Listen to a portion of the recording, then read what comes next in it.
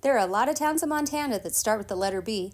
After spending a couple weeks in Butte, I decided a road trip to Bozeman was in order. Here are the highlights from that 100-mile, 2.5-hour road trip.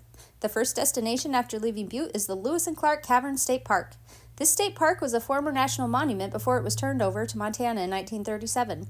It has one of the largest limestone caverns in the Northwest, which can only be explored by one of two tours.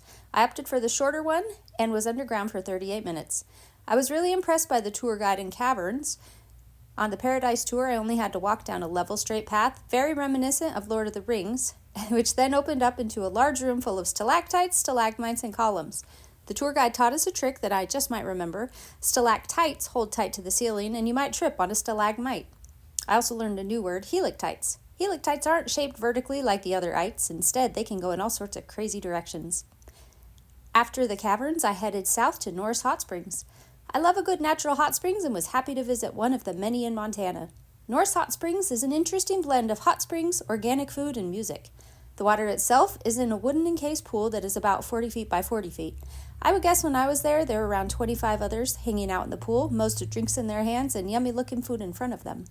I only lasted for about 30 minutes, but I can see if you had food, drink, and live music playing, this would be a really unique way to spend an evening under the stars.